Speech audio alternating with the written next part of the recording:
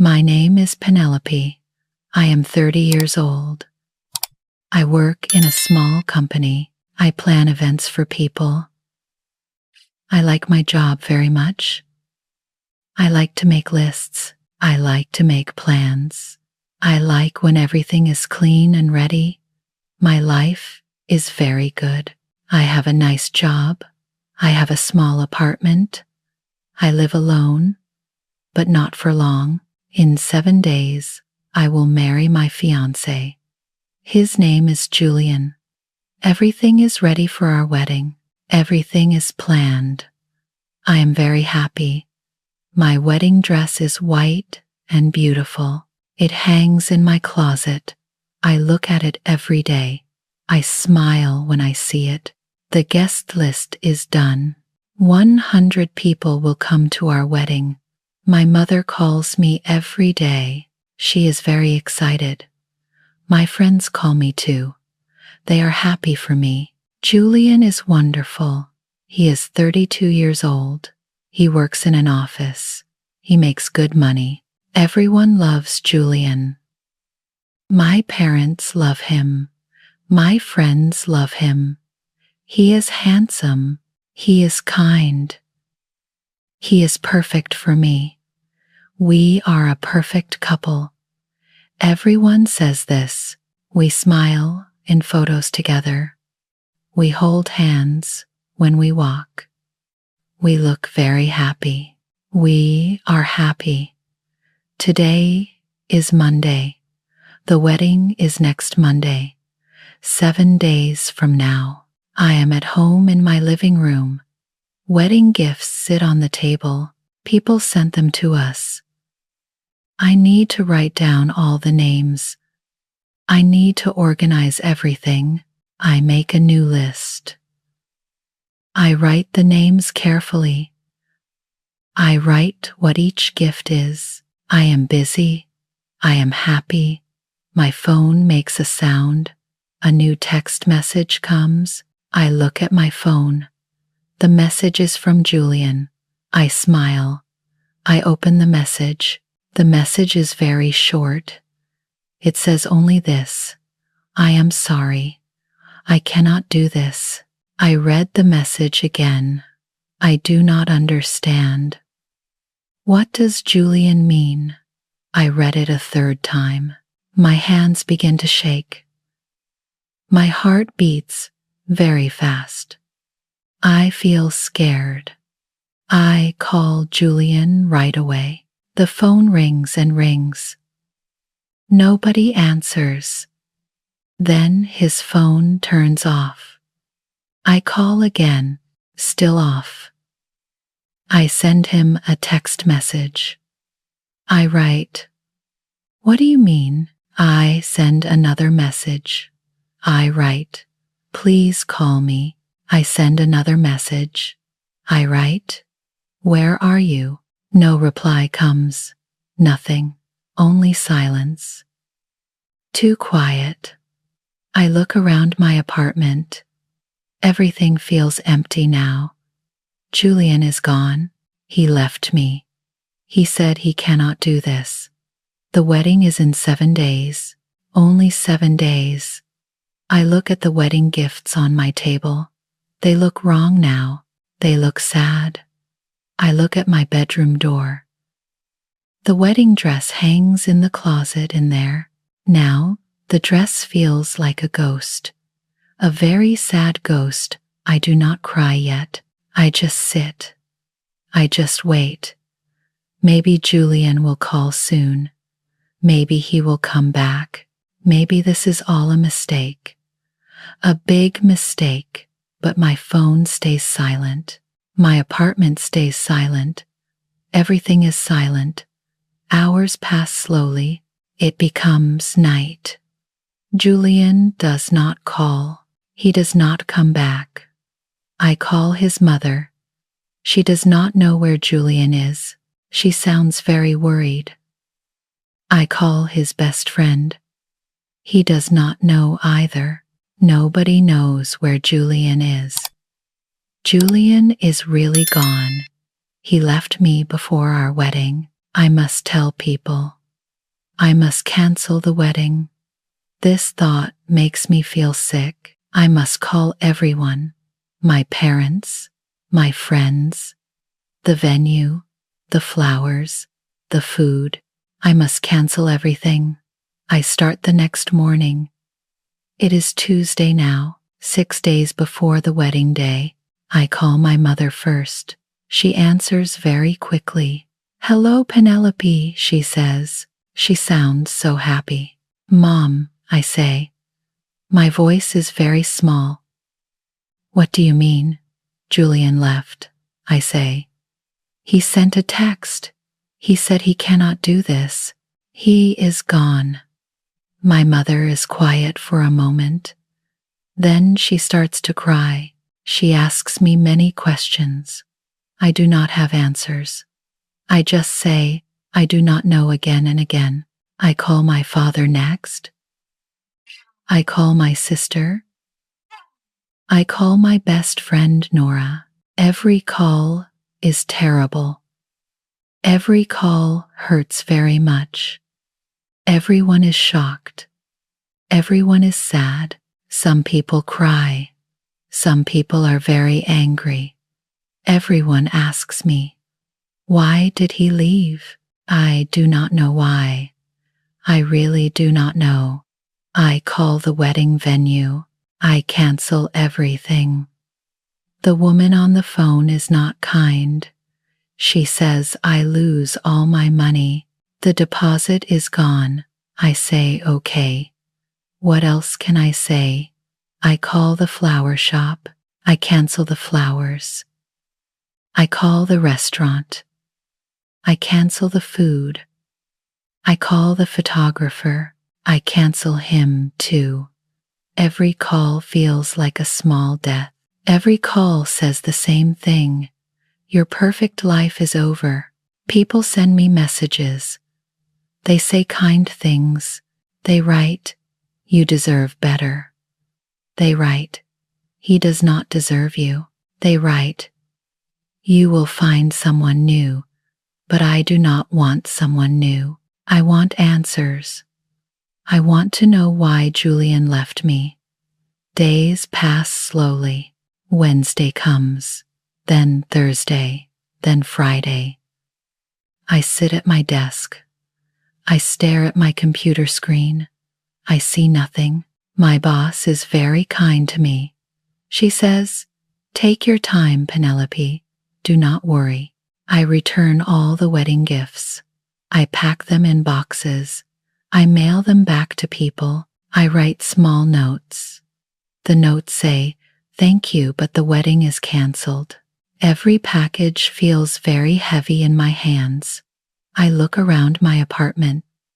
It is big. It costs a lot of money. Julian and I rented it together. Now I cannot pay for it alone. I need to move to a smaller place. I find a new apartment. It is much smaller.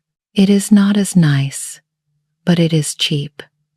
I can pay for it with my salary. I start to pack my things. I pack my clothes. I pack my books.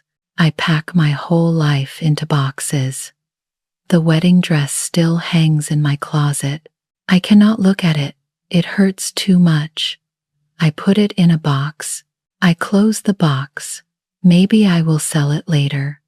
Maybe I will throw it away. Not now. Not yet. Moving day comes. It is Saturday. Tomorrow is my wedding day, but there will be no wedding. I carry boxes to my new apartment. The apartment is very small. It is empty. It is cold. I put the boxes on the floor. I look around. This is my life now. I sit on the floor. The apartment is quiet. I am alone, completely alone. And finally I cry. I cry and cry and cry. The tears do not stop. They just keep coming. My perfect life is gone. My perfect plan is broken. Everything is broken now. Sunday comes, my wedding day, the day that will never happen. I stay in bed all day.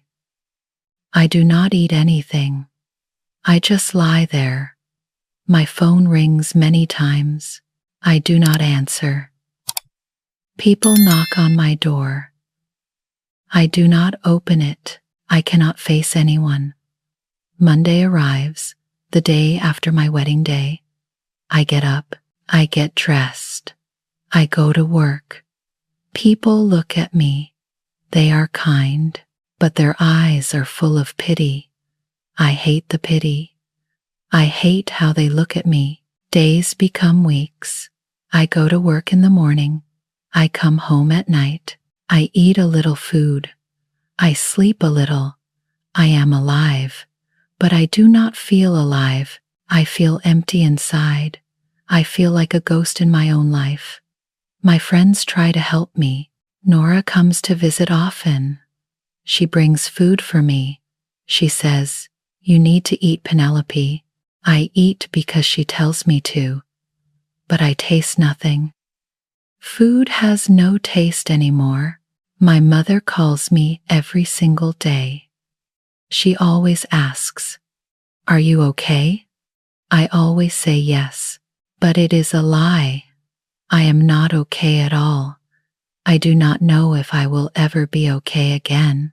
Julian does not call. He does not write. He is completely gone. Like he never existed at all. But the pain is very real. The pain tells me he was real. Weeks pass. Then 1 month passes. I live in my small apartment. I go to work. I come home. I cook simple food. I eat alone. I watch TV at night, but I do not really watch it. I just stare at the screen. I see nothing. The silence in my apartment is strange. It is always very quiet, but the quiet feels loud. It fills every room. It fills my head. I cannot escape from it. I try to keep busy. I clean my apartment every day. I organize my clothes. I arrange my books on the shelf. But there is only so much to clean, only so much to organize. Then the silence comes back again. Nora visits me very often. She is a very good friend. She brings coffee. She brings cake. We sit together on my couch. She talks to me. But I do not really hear her words anymore. "You will be okay," Nora says. "Time helps. Time heals all pain." I nod my head. I smile a little, but I do not believe her. How can time heal this? How can time explain why Julian left me? My sister calls me every week. She lives very far away. She cannot visit me, but she calls. "Do you want me to come?" she asks. "I can take time off from work." "No," I say, "I am fine." Another lie. I am not fine at all. But what can she do? She cannot fix this. Nobody can fix this. My mother still calls every single day. She worries about me very much. She asks the same questions every time.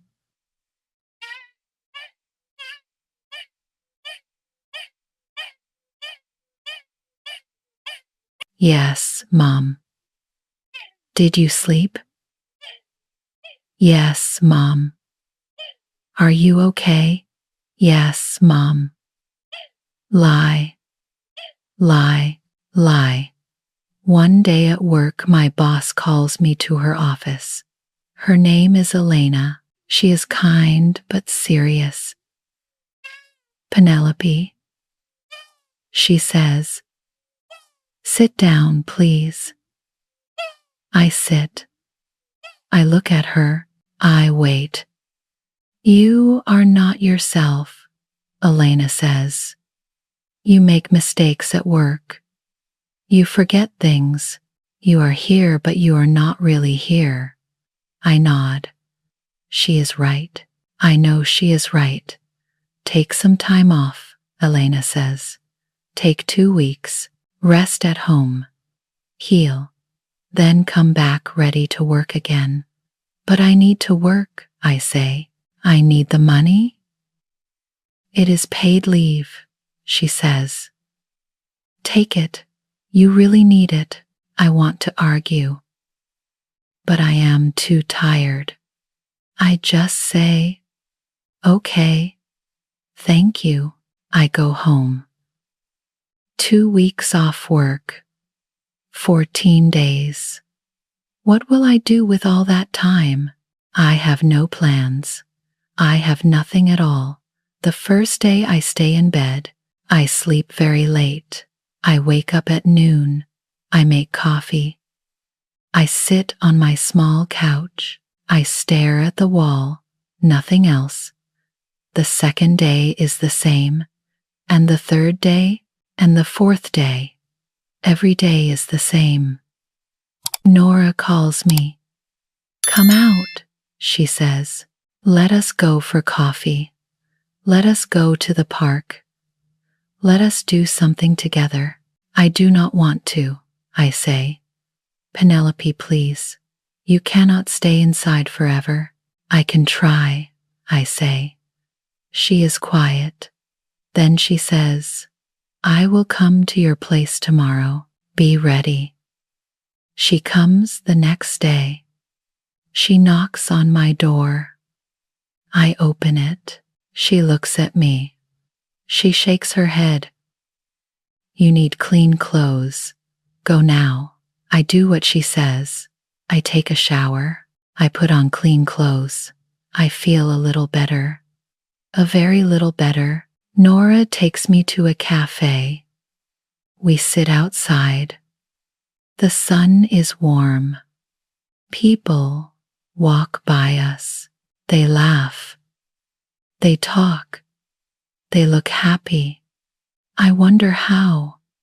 How can they be happy? The world feels so terrible to me. Drink your coffee, Nora says. I drink. It is good coffee, but I do not really taste it. Julian is gone. He is not coming back. You need to move on with your life. I know, I say. But how? How do I do that? One day at a time, she says. One small step at a time. I nod, but I do not know where to start. I do not know how to take the first step. Days pass. I try to do small things. I go for walks outside. I go to the store. I buy food. I cook. I eat. I exist, but I do not really live. Not really. One day I am cleaning my apartment. I am dusting the shelves. I pick up my grandfather's old watch. It is a pocket watch, very old, very special. It was his. Then it was my father's. Then my father gave it to me. It is the only thing I have from my grandfather. I hold it very carefully. I look at it. The gold is old. The glass is scratched, but it is still beautiful. My grandfather loved my grandmother very much. They were married for 50 years. The watch slips from my hand. It falls down. It hits the floor hard. I hear a terrible crack. No, I say out loud. I pick it up quickly. The glass is broken. The watch stops. It does not tick anymore. I sit on the floor. I hold the broken watch in my hands. And I cry again. I cry for the watch. I cry for my grandfather. I cry for love that lasts. I cry for love that does not last. Everything is broken. My life, my heart, and now this watch. The next day, I decide something. I must fix the watch. It is very important to me. I search online for a repair shop. I want an old shop, a shop that understands old things. I find one. The name is Gabriel and Sons. We repair watches. The address is on a quiet street. I write it down. I take the bus. I walk down the quiet street. Old buildings stand here. Trees line the street. It is very peaceful here. I find the shop. It is small. The window is dusty. Old clocks sit in the window. They all tick. I open the door. A bell rings. The shop is dark inside. Clocks are everywhere. Ticking, ticking, ticking. A man comes from the back room. He is about 40 years old. He has dark hair with some gray. He wears old work clothes. His hands look rough, but his eyes are very kind. "Hello," he says. "Can I help you?" I hold up the broken watch. "This is broken," I say. "Can you fix it?" He takes the watch from me. He is very gentle. He looks at it carefully. He opens it. "It is a beautiful piece," he says. His voice is quiet, very calm, very old, very good quality. I dropped it. The glass broke. Now it does not work. He nods. The glass I can replace. The inside I need to check. But it has a good heart. It just needs time and care. Something in his words touches me deep inside. Time and care. The watch needs time and care. Maybe I need time and care too. "Can you fix it?" I ask.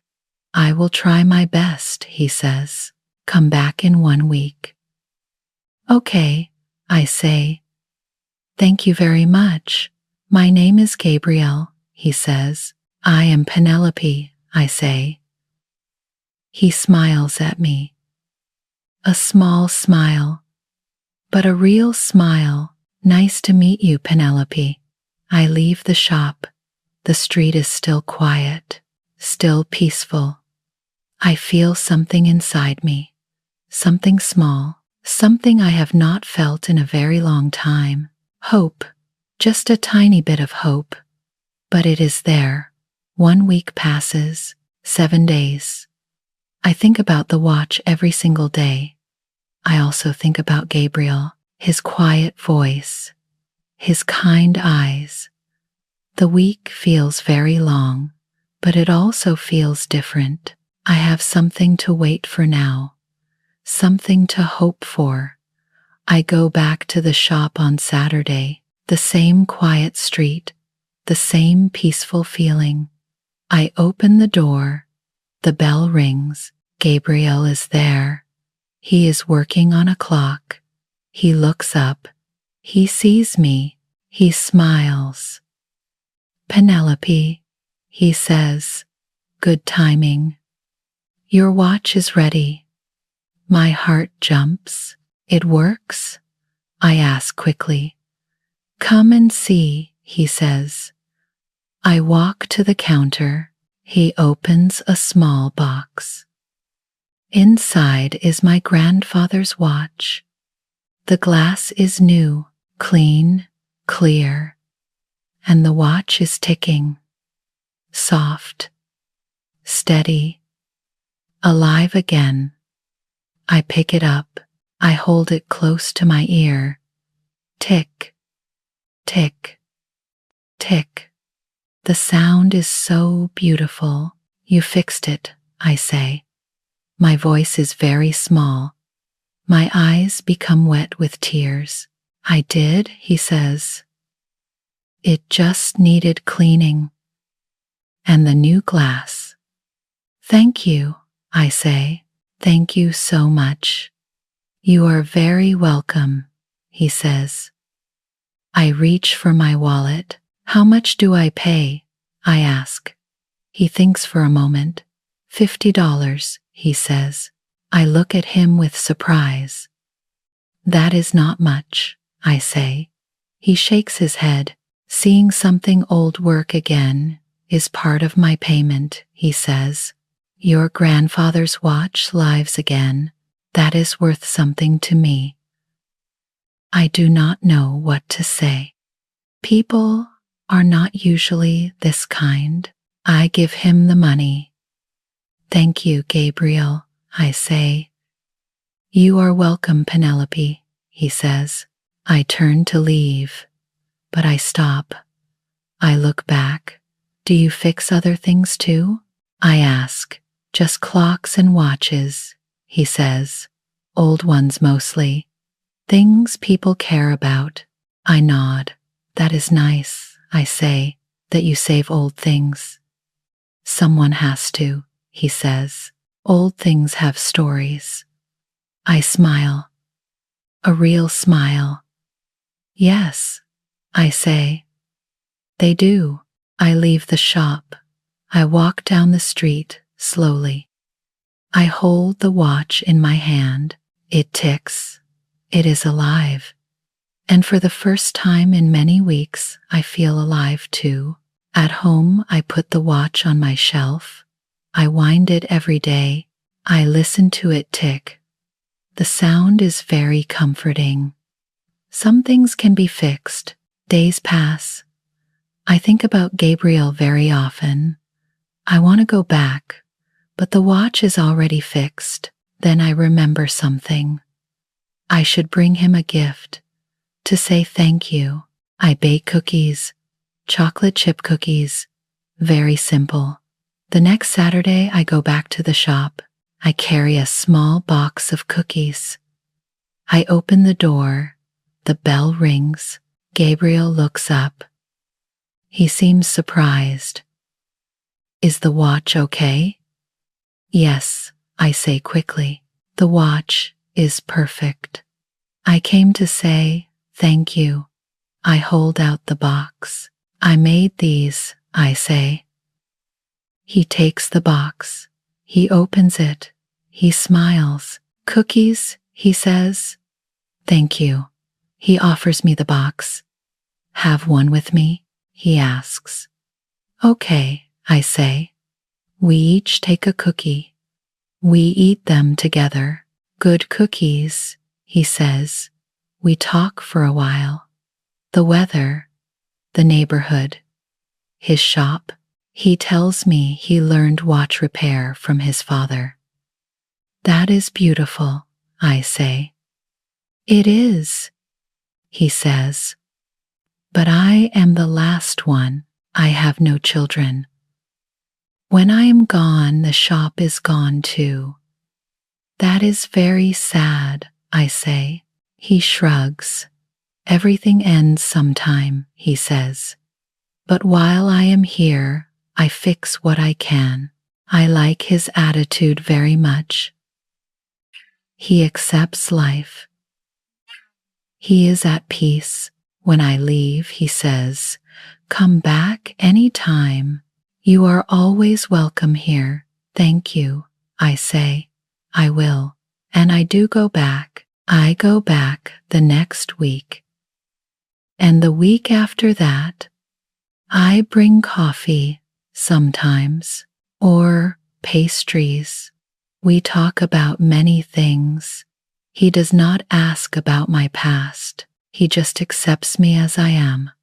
One day he shows me how a watch works inside. He shows me the tiny gears, the small springs, all working together. It is like magic, I say. It is like life, he says. Many small parts, all moving together. If one part breaks, everything stops. But if you fix it, everything works again. I look at him carefully. He is talking about watches, but I feel he is also talking about me. He laughs. No, he says. I am just old, and I fix broken things every day. You learn a lot that way. I smile at him. I feel something growing inside me, something warm. Connection, friendship, maybe something more. But I am not ready yet. For now, this is enough. This quiet shop, this kind man, this peaceful place. Weeks turn into months. I visit Gabriel's shop very often now. I bring coffee, I bring lunch. But really, I just want to see him, to talk to him, to be with him. We talk about many things. Books. We both love books. He likes old books about history.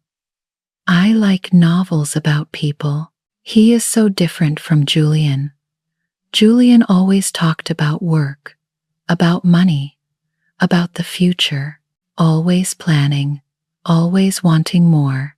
Gabriel talks about now, about the present moment, about the beauty in old things. He finds value in things other people throw away. I like this about him very much. I like him. One day, we sit together in his shop. You seem different now, he says. Happier. I am different, I say. Coming here helps me. Talking to you helps me very much. He nods. But you need something that is yours. Something you do just for yourself.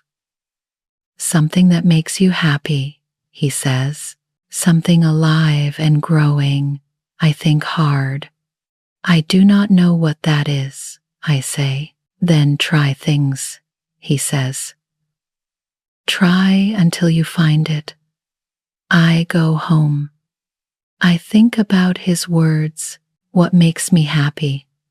I remember something. Years ago, I liked plants. I liked flowers. I liked watching things grow. But I stopped. I was too busy with Julian. Maybe I can start again now. My apartment has a very small balcony, but big enough for some plants. I go to a garden store. I buy pots. I buy soil. I buy seeds. I plant them carefully. I water them. I wait. Days pass. Then small green shoots appear, tiny, but alive, growing. I am so excited. I check them every day. I water them carefully. I watch them grow bigger. I tell Gabriel about my garden. He smiles big. That is wonderful, he says. Plants teach us patience. They do, I agree. I like watching them grow. Keep going, he says. They will care for you back. He is right. The plants give me real purpose, something to nurture. I am not just existing anymore. I am living. Gabriel and I start doing things outside his shop too. We have coffee at cafes. We walk in the park together. We visit the library. Everything is simple, easy, no pressure, no big plans. We just spend time together. We talk. We laugh. It is the complete opposite of my life with Julian. With Julian, everything was always scheduled, always planned. We were always building a perfect future. With Gabriel, we are just being, just living right now, just us together. I like this so much better. One Saturday we walk in the park. It is autumn. The leaves are red and gold. We sit on a bench together. We watch people pass by. Do you miss your old life? Gabriel asks me. I think carefully. Do I miss the big apartment? The plans? Julian? No, I say finally.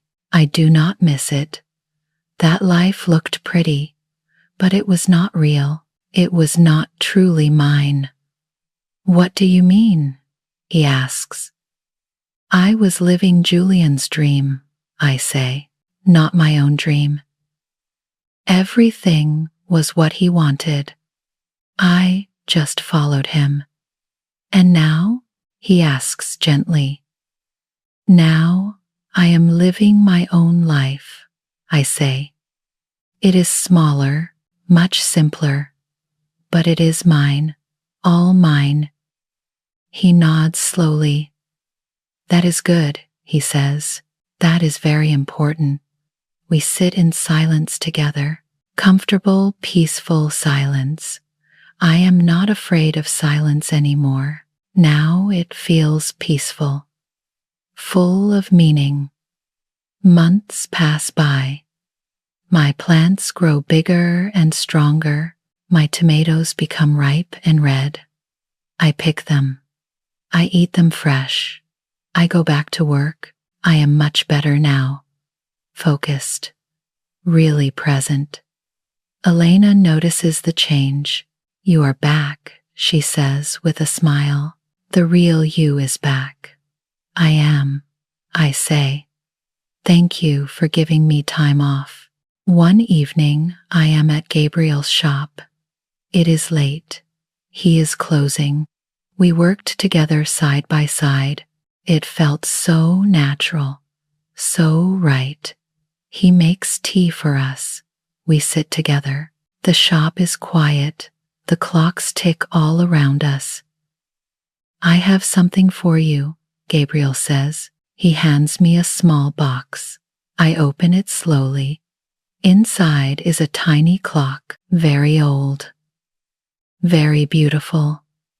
It has small flowers painted on it. It is so lovely, I say softly. It reminded me of you, he says, delicate but strong, beautiful but useful too. I look at him, his kind eyes, his gentle smile. My heart feels so warm, so full. Thank you, I say. I love it very much. You are very welcome, he says. We look at each other. Something passes between us, something unspoken but very real. I realize something important. I am smiling. Really, truly smiling. A real smile from deep in my heart. I am happy. Truly, deeply happy. Not because I have a perfect plan, but because of this exact moment, this quiet shop, this kind, gentle man, this simple, real life. I am no longer the woman who was left before her wedding. I am just Penelope. Simple Penelope. And that is enough. I go home that night. I look around my small apartment. The plants on my balcony, the books on my shelf, the little clock Gabriel gave me ticks softly. This is my home. This is my life now. It is not perfect, but it is mine. And it is good. It is very good. I realize something very important. Happiness is not a big, perfect plan. It is not a perfect wedding day. Happiness is many small moments. A shared cup of tea, a walk in the park, watching plants grow. Being with someone who really sees you, who accepts you, who truly cares. This is real happiness. This is enough. This is everything. 6 months pass. Winter comes. Then spring arrives. My garden grows again. New seeds, new plants, new life everywhere. I am happy now. Very happy. I see Gabriel almost every day. We are very close now. We do not talk about what we are exactly. We just are. And that is perfect. One Saturday afternoon, someone knocks on my door. I am not expecting anyone. I open the door slowly. It is Julian. I stand frozen when I see Julian at my door. He looks thinner now. He looks tired. 6 months after he left me, he stands here asking for another chance. He explains many things. He says he had a panic attack. He felt too much pressure. He spent 6 months in therapy. He says he still loves me. He wants to build the life we planned together. Part of me still loves him. Part of me still loves the dream of our perfect life, but I feel torn inside. My new quiet life is good. My garden, my peace. Gabriel, the kind watchmaker. Everything feels real and true now. For days I think hard about this decision. It is so difficult. I ask Gabriel for advice. He just says, choose the life that makes you feel like yourself, like the real you. I will not be angry either way. His gentle support makes everything clear to me. I meet Julian at a cafe. I tell him I cannot go back to him. The life you want is beautiful, I say, but it is not my life anymore. I am not the woman you left behind. I changed. It is a sad goodbye, but it feels very freeing. After I go straight to Gabriel's shop, I tell him, I chose me. I chose my life. I chose you. His face lights up with the most beautiful smile. We do not have a perfect plan for the future. Just this simple, quiet life together, growing plants, fixing old clocks, drinking tea, being together. And that is all we need. That is everything. Thank you for watching. If you enjoyed this story, please like this video and share it with your friends. Don't forget to subscribe to Teddy English Story so you never miss a new story. See you next time.